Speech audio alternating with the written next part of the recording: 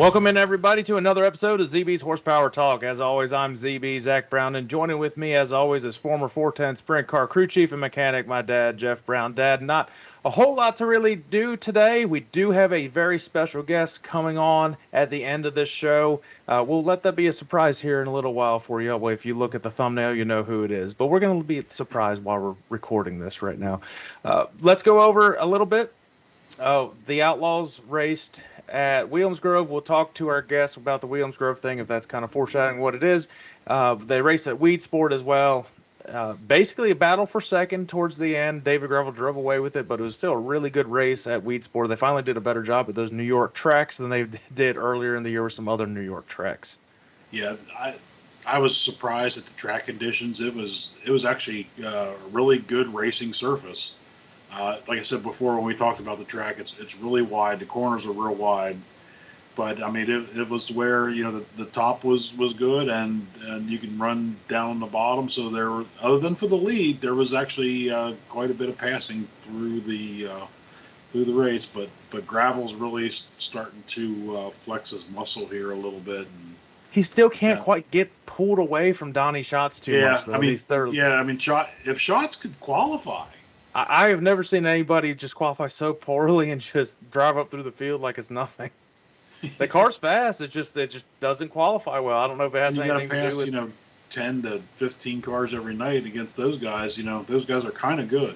He just doesn't do well in the heats, but whenever the feature comes, he turns it on, and it's just David Gravel's always up there and doesn't seem to have any bad luck either. No, that car's really been fast, really operating.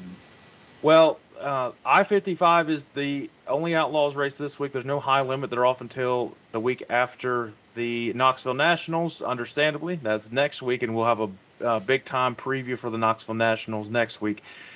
But I-55 was arguably one of the best races last year between Kyle Larson and Logan Schuchart. They were going slide job to slide job the last 10, 15 laps. It was just constant, and I've never seen such good racing, and nobody crashed, nobody ran into each other. It was as clean as you could possibly get and as aggressive driving as you get. Kyle Larson, if people don't remember, got the last corner pass over Logan Schuchart. Schuchart tried to cross back over on the bottom, just not enough momentum to get a win at I-55 last year. It's a 55-lap race on Saturday, so it's a big race. It's a small track, so 55 laps is fine. It's still a long way around for a dirt race, so I expect a lot of corners. I expect some high limit guys to go there. I expect Kyle Larson to come back there and maybe try to defend his title. I know he loves this track a lot.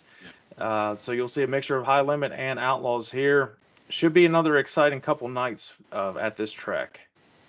The only thing I think would keep some of those guys away may be preparing for the Knoxville Nationals. Yeah, it won't keep Larson. But I believe the Knoxville 360 Nationals are this weekend. Yeah, so a couple of those drivers, if they want to try to figure out to get a leg up on the Nationals, they'll race the 360s to try to understand the track conditions, even though you can never understand the track conditions at Knoxville because they're different every single day of the year. But just a quick note, the Darren Pittman in the 69K is going to be running the 360 Nationals out there. They leased or borrowed an engine from somebody. Yeah, that's more laps. But yeah, so I wonder if they're just keeping the trailer out there, and I would think they're just going to stay out for the whole week. It's 24-hour tow. You ain't going to go back and forth. You might as well just stay there. Yeah. But back to I-55. So you look at the I-55's website. They label it as a high banked bull ring. So it's a quarter mile. Track record is 9.995 seconds, set by Kyle Larson in 2020, and that's how you. And we were talking about the race from last year, and that's how you pass and make it exciting. That there's going to be, because it's probably going to be the fastest way. It's probably going to be around the top. So you're going to get that run. You're going to dive it in there, slide up in front of them, and the guy's going to turn around and dive back under you and probably do it to you the next corner. So this is one I can't wait to see this one. This is going to be a fun race to watch. Yeah, I-55 doesn't usually let down. They take pride in keeping the track really. I'm not sure if this is the track that had a lot of damage on the fence last year. There was from the first night, and there was a lot of, I don't know if somebody crashed into the fence and they had to fix it. I can't remember if it was this track or one of the other ones that was a similar bull ring track, but I know one of the tracks had that they had to like emergency fix the fence for the next show. They weren't sure if they were going to be able to get the next day in or not, so I couldn't remember if it was this one or a high limit race. But yeah, it's sure to add a lot of excitement. Again, back-to-back nights for the Outlaws, and they get prepared for the ever so illustrious Knoxville Nationals. So we're excited for that, and maybe we'll try to get a guest on for the Knoxville Nationals as well. But as we always do, let's give our picks for I-55, and this is not going to be the longest episode for at least previewing stuff because there's not a lot going on because the Olympics are taking part of that, and we don't know anything about those sports, so would not be able to give any good insight on that thing. I do know USA is dominating in a lot of stuff, especially Simone Biles. So shout out to her. For sure. All right. Anyways, I-55 2 nights, night 1, night 2. Who are you going with? So night 1, like I said, you got to be a hard charger and run the crap out of it. So I'm going to go with Gio Selzy night 1. He's definitely not afraid of staying on the gas. Night 2, how do you bet against him big money? Got to go with David Gravel. Well, I'm going to go for night 1, the guy that's got all the momentum right now, David Gravel, points leader. But night 2, I think on a little revenge tour right here from last year wants to get that second place taste out of his mouth. I think I'm going to go with Logan Schuchart. Okay. And you're welcome, Sheldon. Nobody picked you this week. Yeah, so you've got a shot now. Well, I guess without further ado, let's get our guest on here. Before we welcome in our guest for this week, I want to give a shout out to our partner, W Energy. Make sure you go check them out at w.gg. Use my discount code ZBHP. They have a tremendous plethora of energy supplements, hydration supplements, and now they have cans. So check them out. Use my discount code. Get 10% off your order. It's pretty much free shipping. They've got great stuff. They are a local U.S. small business. Keep supporting them. They are slowly expanding. Get in on the action now. Great stuff, great flavors, great energy supplements, great people. W Energy, w.gg, discount code ZBHP, 10% off. Let's welcome in our guest.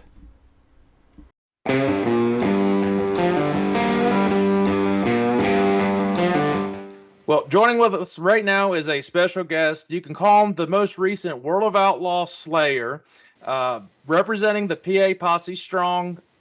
Saved the PA Posse from getting swept this past weekend at Williams Grove. TJ Stutts. TJ, we appreciate you coming on with us and talking to us.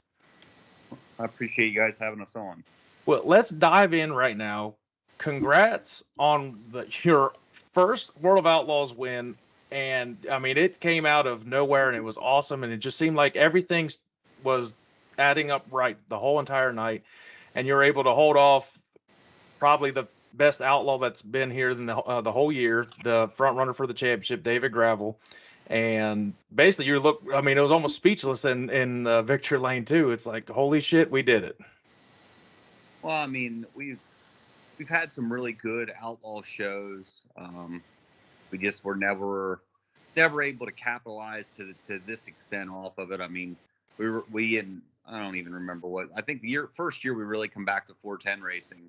Every week we're running second to Shane Stewart. We led half the race. Then they had a yellow with 2 to go, and we got a right rear flat. And I think we run 5th or 6th. So, and then back in the Trome car we run 2nd. So we've led some outlaw shows. We've had some opportunities to win. We just never did it. Yeah, it was very impressive. And I didn't get to watch it live, but I was watching the highlights, and I didn't know who won. I tried to keep off social media until I watched the highlights of them. And the highlights, they show pretty much the entire race. And I'm up there, I'm like fist pumping, I'm like, come on, get it done, because that's cool. It's always awesome to see somebody that's not affiliated with the Outlaws and not affiliated with any type of full-time racing, because this isn't the full-time job like you guys are saying. This is essentially what you do for like golf for other people that other people do. So, and you have full-time jobs anyways. So it's awesome to come out there and beat the ones that spend millions of dollars every single year traveling across the country and getting that big win. Yeah, and I mean, when I use the commentary that this is golf, what I mean more by that is it isn't our full-time thing. Mm-hmm. Is it the same as you and your dad and your brother going and playing golf On a Saturday morning, probably not. There's probably a lot more work that's involved in it. I mean, it's a 5-6 day a week plus the days we race, so you might as well just call it a 7-day a week deal when you race 2 days a week in Pennsylvania. I mean, come home.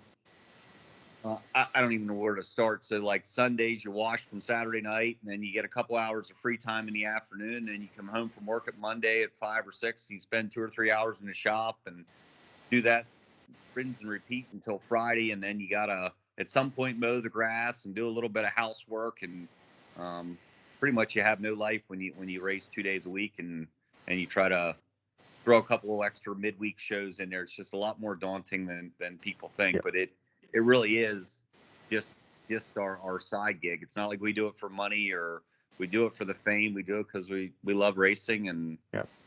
I always say I love the chess part of it more than anything, just because it is gotten so technical, and the racing part of it and everything. It's just that's what I get out of it. That's my enjoyment. Yeah, and I figure if you take all that time to get the car ready for the next week, and that's assumed nothing bad happened the weekend before. That makes it even tougher if you got to build a new car or repair a car or something like that. Well, and Jeff, sometimes it's not even about fixing anything. It's just like you get home or you're riding home on Friday or Saturday night, and you go, what just happened? Because we were terrible, and you don't know why. And then you get home and you don't sleep or whatever the deal is, and you're trying to figure out how to get better and try to get better, and then Hoosier throws a curveball at you, and they change the chemical compound of a tire or something, and we don't have warning of that. It's not like we're chemists and we can test every tire or anything like that. You get a bad batch of tires and you're scratching your head, and then the tires change again, and you're magically better. And it's a revolving circle of not knowing sometimes why you're good and why you're not, and just trying to make the best decisions you can every night. But back to your win, a little hard to tell on the video, but the one cool thing when the Outlaws come into Pennsylvania, no matter who you root for on a weekly basis, if you're a Pennsylvania fan, you want to see any Pennsylvania car. Like, you got people that absolutely hate Danny Dietrich. Danny Dietrich wins, all of a sudden he's the greatest one that night. So how was the fans' reaction when you won that?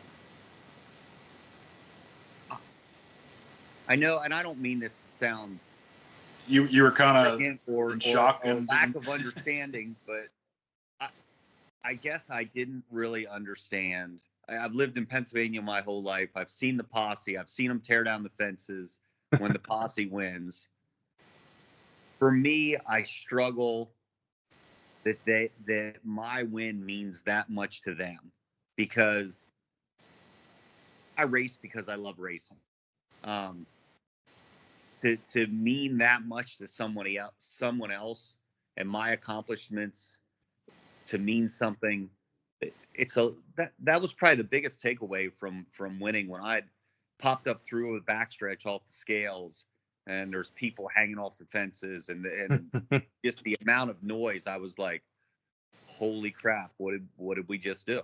Like, that was probably more shocking, the fans' reaction. And I guess it shouldn't be, because I've lived in Pennsylvania, I've witnessed it, I've seen it. But when you're on the receiving end of that, there's not words that can even describe the emotion or the charge that it adds to the emotion that you're already feeling. That we just beat David Gravel, and I'm not trying to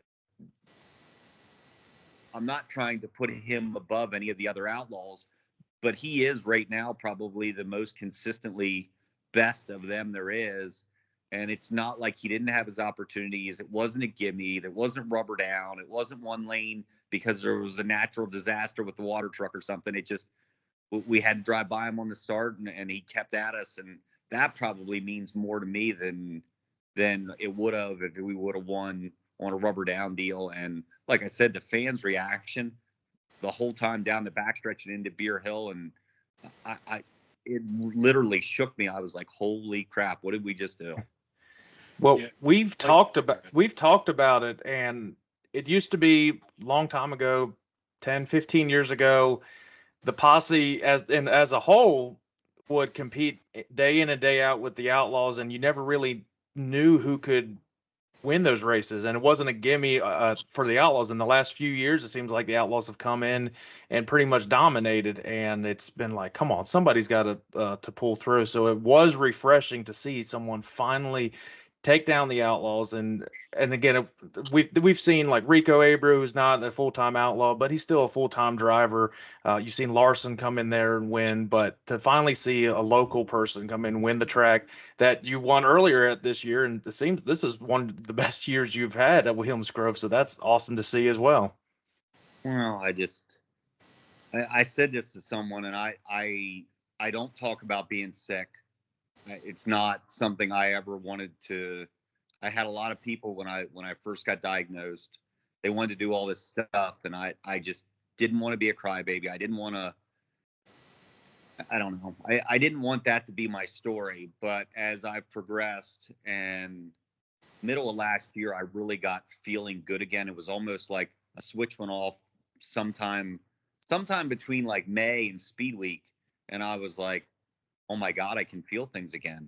And we were riding home the one night, and the kids were in the truck, and it was really quiet. And I said, "What's up, boys?" And they're like, "Do you feel better?" And I'm like, "What do you mean?" They're like, "Well, we haven't seen this in a long time." And I guess you don't really know how sick you are or how bad you feel. I don't want to use the word sick. I didn't realize what I was missing until it came back. Yeah. And I'm not smart enough. I'm not a doctor. I can't tell you what the recovery is and what really happened. But when it started to come back, I mean, we've had some really good runs. We've had some nights where we're really, really far off yet. But I mean, that's more the mechanic side of us than I think it is the driver side of it. But I mean, we almost got by Macri at Port, where he pretty much owns the place this year. So we've had some moments where we've been pretty good, and it's very refreshing. And I mean, for all the people that have supported me for so long, it's at least it wasn't all wasted years or wasted money, if you want to put it that way. Yeah. What you got, Dad? Well, talking about your win, like you were saying, it wasn't like you got out to a 5, 6, 7 second lead and then gravel ran you down and you beat it. I mean, you were second the whole race. I mean, he was right there the whole time. He was I mean, under you the whole. So it was like, I mean, that was a heck of a race for the lead, pretty much the whole race. So people will be like, well, there's no pass, and they started on the front row. Well, who also didn't pass a car? David Gravel. So he didn't pass anybody either. And people forget you are the one-lap track record holder at Williams Grove. It's not like you don't know how to get around that place for sure. Yeah. Yeah, and as far as the gravel thing, I mean, we drove by him on the start, and actually the best thing that he did to us the whole race was he flew me. And it kind of showed me when I turned back under him, and I know he thinks that he needed to just fly me a little harder and got back to the curb, and maybe that's the case. But when he flew me and we drove back underneath of him, I learned a couple things about my race car that I didn't know, because people don't understand, when you're leading at a place like the Grove, and it's not, hey, you just pound the top, or hey, it's just one lane around the bottom. There's about 15 different ways you can do things, especially in 3 and 4, that can dictate your whole night, and like float in the middle or just the angle you got to be at. And when we drove back underneath of him, it actually taught me kind of what I was missing and why I couldn't get through 3 and 4 as well as I did at the end. In the last couple laps, I felt were the best laps we had of the whole night in 3 and 4. Yeah, for sure. I mean, the car looked great the whole night. As I said, it was I don't even know who ran like third, fourth. Didn't even pay attention to that race. We were watching you battle for the lead, which was awesome. But one thing, while we're on here, be sure if you want to get. I mean, you don't have to, but if you want to give a shout out, your sponsors and all your crew that helps you, because we all know we can't do this without a whole just fleet of people to help us do what we love. The first shout out, I think, needs to be to all my manufacturers. In today's world, and I think it's some of why I feel PA is a little behind the Outlaws a lot of times. Technology has gotten so critical. Mm-hmm.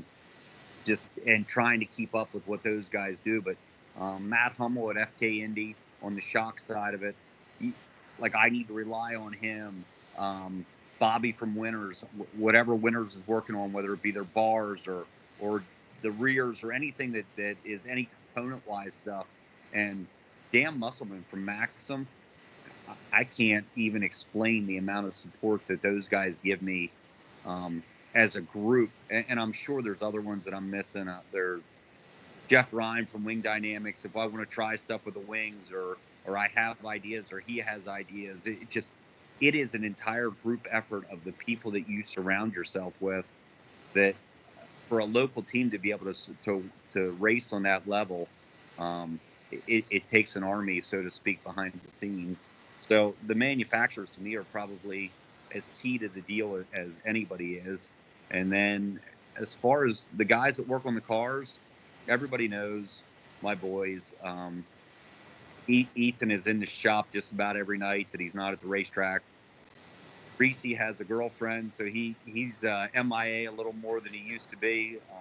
But the racetrack takes up a good bit of both of their times too. But they do everything they can still do to support Dad, and I can't thank them enough. And then Rusty Kirchner and Greg Plank, who owns the 11P. And if you see somebody else driving it, it's not because I don't want to. There's some things going on behind the scenes, and he works down at Don Ott's. And Adam Kofer, we got him his first Outlaw win. He's the new owner of Don Ott Racing Engines, and that's who Greg Plank works for.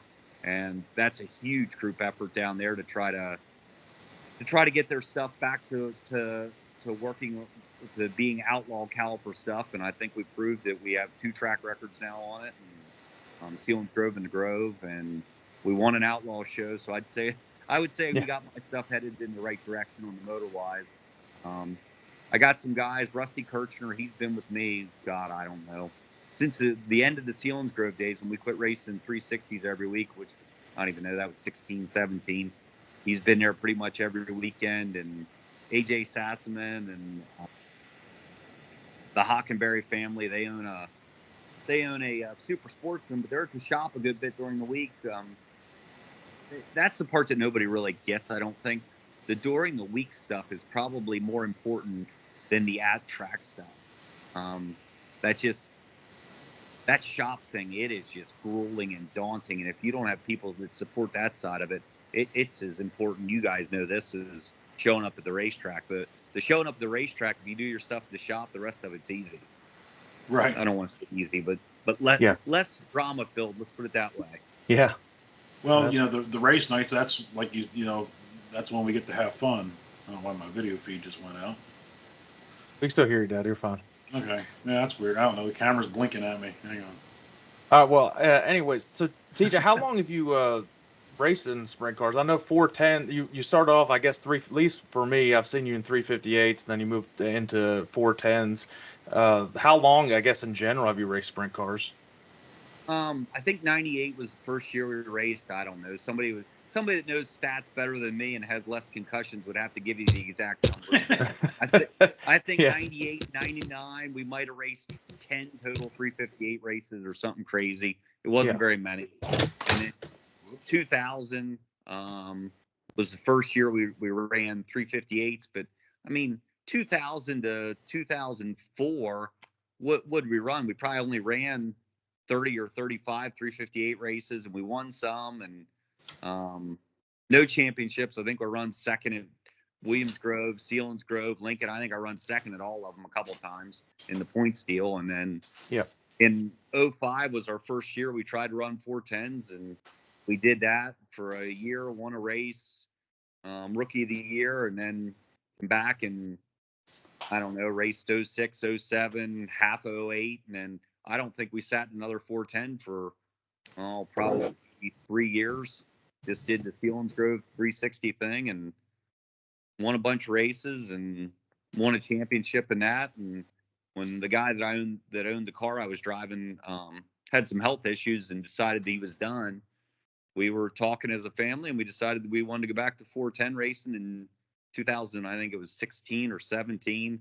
I guess it would have been 17. And then I got hurt in 18 and had my surgery, and it was a downward spiral for a couple of years after that. But I think we're back on the right track now. Well, you could definitely say that for sure, and it's been impressive. This year's been impressive. So let's have a little bit of fun here. Out of since '98, you've raced a bunch of tracks, especially specifically in Pennsylvania. Which one of these tracks is your favorite? So I'm definitely going to tag all of them so some of them could start talking smack to each other. That's how they usually do it on social media. But Williams Grove, Sealands Grove, raced at Port Royal, you've raced at Hagerstown, you raced at during Speed Week, all those tracks. So which one do you prefer? I don't know. I'm going to tell you, I think they're all very unique. I love the Grove because when I raced go-karts, I raced road race, lay down stuff, very much off the gas, on the gas, technical. And I feel like the Grove races like a road course more than anywhere else we go to. Sealands Grove always has a piece of me because when Charlie Page had it, we ran 358s and 360s. That was my home. I probably have more laps, and I know I have more wins in there than I have in pretty much any other place. So that holds a piece. I'll tell you the one that I really love or enjoy racing at, Path Valley, just because it is so different than anything else we have. I don't really. There's none of them that are really great or terrible. Or I like that we get to go different places. There's nights I wish a meteorite would hit Port Royal, and then there's other nights where I think it's one of the best places ever to race at. If your car's good there, it makes the trip home a lot more happy. When your car's no good at that place, there is no. God couldn't fix this. As I heard someone say one time, God with Moses in a sidecar couldn't fix it. It's facts. It's why that 69K is probably the best there, because like I said, I feel like Port Royal, if your car is not dead on, there's no driver that can just fix it. I feel like Williams Grove, even when you're no good, you can choose and make different lines, and people will probably disagree with me on that, and I don't know, that maybe it's just me, but when you're no good at Port Royal, you're just no good, and there's no fixing it. Yeah. It's a long night. Well, another fun question for you. You've raced against a lot of drivers, local and Outlaws, and I guess high limit guys now have raced up there. Who's the best driver you've raced against? Oh, that's a jaded question.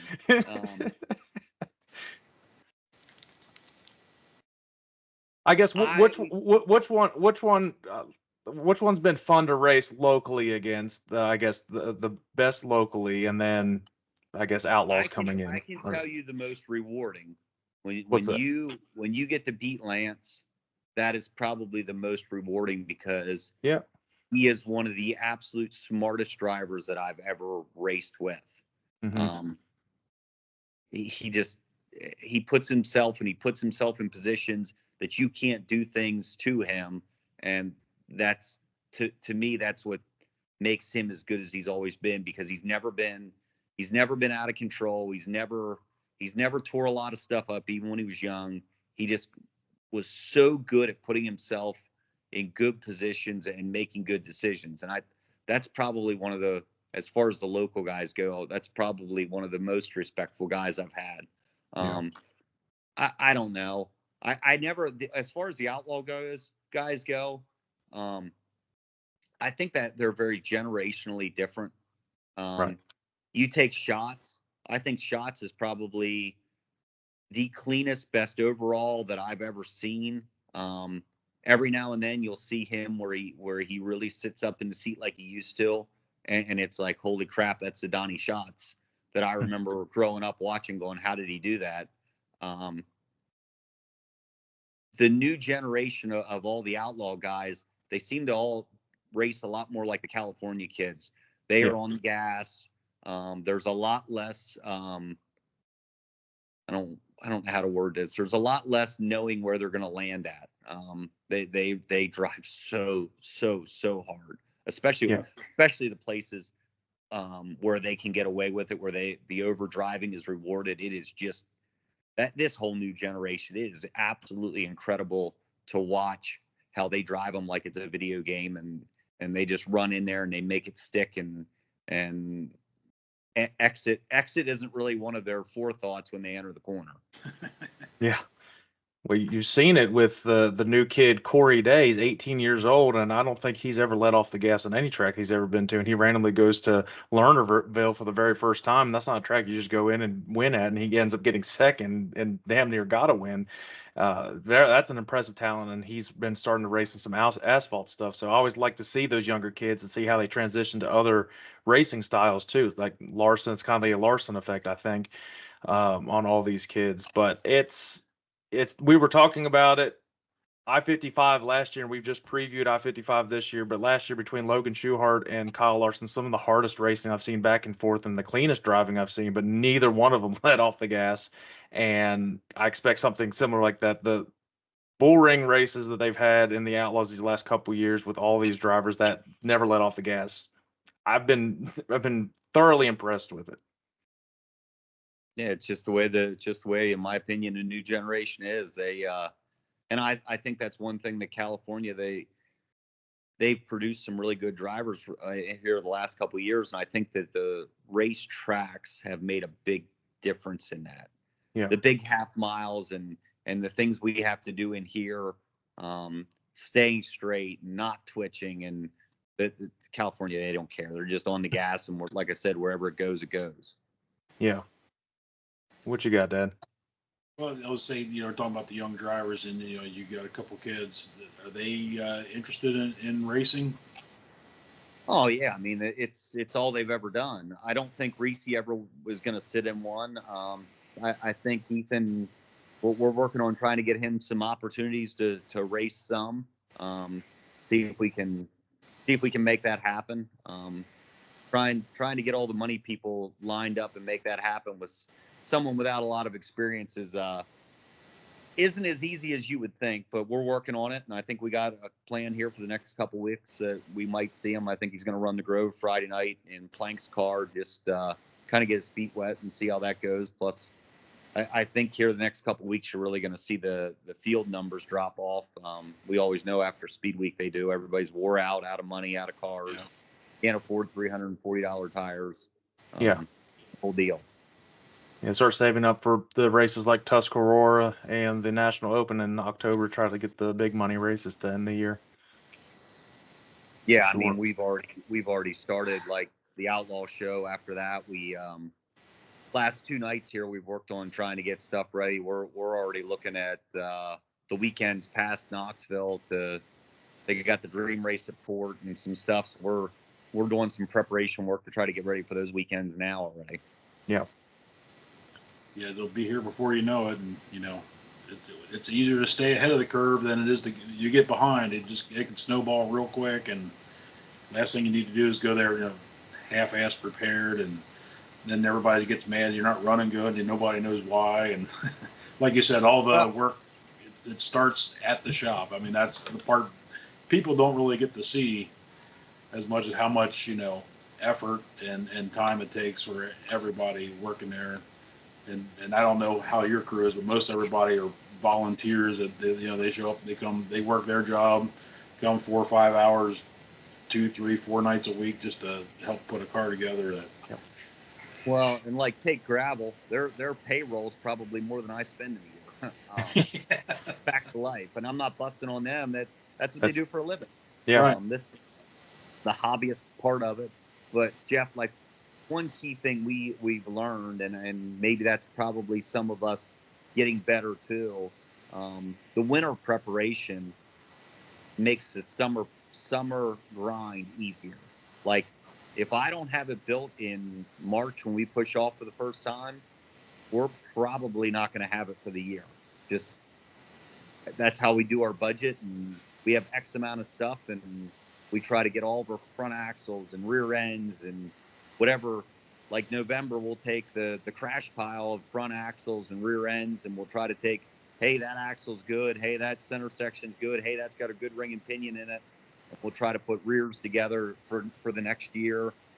compared to what we do with the new stuff. And same with the front axles. We go through all the spindles and all the hubs and everything off the crash pile and put that all back together. And that's how we survive. We've learned that if we don't have it done over winter, if we crash during the week and it's not the matter of going to the shelf and pulling it off and putting it on, it makes for a disastrous week. Yeah, for sure. And then you don't run good because all you did all week was try to thrash to get the pieces bolted back on, and you didn't work on getting any better. Yeah, and then you get disappointed and frustrated, and it just get Yeah, I've always that's when you hope for a rain out. yeah, we haven't had too many of them in the middle of the summer. As much rain as we had a pretty bad start to the year. I think we crashed like 6 out of the first 8 races or something stupid. Not just a matter of being in the pile, but I've always said racing's like kind of like being married. You got to have the money's got to be good. If a mistress gets involved, it's bad. If the marital relations, which is the racing, if that's all good, everybody's happy. It's so much about personal relationships and being able to have the right people and the right equipment and the right money people involved. And I mean, I have a couple sponsors, Village Square and Eschenauer, and I mean, they're families like Bruner. The Bruner family, they've been with my family since, I think it was 89 or 90 was the first year that he sponsored Schaefer. And I don't consider them a partner or a sponsor or any of them. They're almost like part of the family or a dysfunctional large family that we are. And the Eschenauer thing, people don't talk about the people that have normal jobs, what it takes away from the business at times. There's times that I know Eschenauer probably wants to strangle me because I'll take off 2 or 3 days to go racing when there is important stuff that needs done at work. But then take like last Sunday, we run the Outlaw shows, and we have some major work stuff going on right now that we're trying to prepare for. So I went in, worked a couple hours on Sunday to try to get ahead to make up for taking off last Friday. It's a very give and take, and I can't thank Craig and Wally enough for giving me the freedom to have the job I have and still be able to do the things in life I want to do. Well, I think if anybody understands you having to take off and all of that, is those two. Well, yeah, sometimes the discussions aren't always that sweet and pleasant, though. So, if you know what I mean. Yeah. It is what it is. Well, listen, TJ, we appreciate you coming on and joining us here today and talking about the big win. Congrats again on the win. Good luck the rest of the season. Hopefully we see you in Victoryland a few more times. Maybe the National Open, that big one. That'd be pretty cool to see. Take down the Outlaws again. Tell the other PA Posse guys, let's go and let's grab some more wins against the Outlaws, because that's awesome. Make sure you all share this and you like it, subscribe to the YouTube channel, follow anywhere you get your podcasts. Follow TJ on all of his social media, his motorsports. Follow Eschenauer as well. And yeah, we appreciate you coming on, TJ, and we'll be back at it next week. So thanks again. Well, I appreciate you guys having me on. And the only thing I want to end with is I didn't know really what Posse was until you get to see it firsthand. Yeah. Standing in the infield and being there when the Posse wins, until that's directed at you, you don't understand what that really means. That's something else, and we're glad that you got to experience that. Hopefully you get to do it again soon. I hope so. See you, TJ. See you guys.